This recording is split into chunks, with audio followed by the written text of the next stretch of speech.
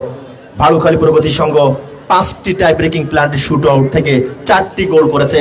উত্তর শ্রীপুর 4টি থেকে 4টি গোল করেছে। অর্থাৎ এইটি যদি রুখে দিতে পারেন তাহলে কিন্তু ইকুয়াল হয়ে যাবে।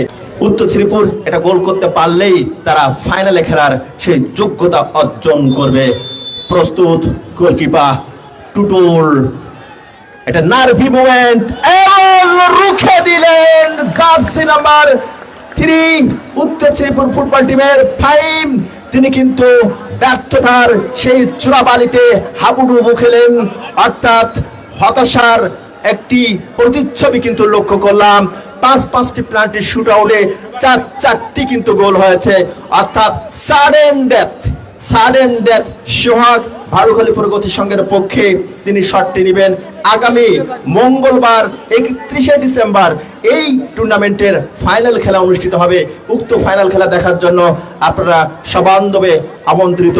সোহাগ প্রস্তুত, গোলকিপার ইসা গোল করতে তিনিও কিন্তু ব্যর্থ হলেন, অর্থাৎ কি আশায় বাঁধি খেলাঘর বেদনার বালুচরে। আজকের এই বিকালটি কোন দলের কাছে হয়ে থাকবে আশা ভঙ্গের বেদনা, আবার কোন দলের কাছে হয়ে থাকবে আশা পূরণের আনন্দ।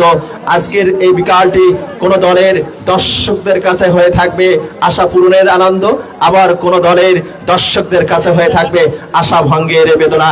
কোন দল রূপকথার গল্প লিখবে আর কোন দল জয়ের সারণীতে বিজয়ের মানচিত্র আঁকবে, আর কোন দলের স্বপ্ন ভঙ্গের বেদনায় পড়বে সেটি কিন্তু দেখার বিষয়। উত্তর শ্রীপুর ফুটবল একাদশের right fullback Mamun, jersey number 2, তিনি কিকটা দিবেন। প্রস্তুত ভালুখালী প্রগতি সংঘের টুটুল, এবং তাকে ফাঁকি নিয়ে বল কিন্তু জড়িয়ে গেল জালে।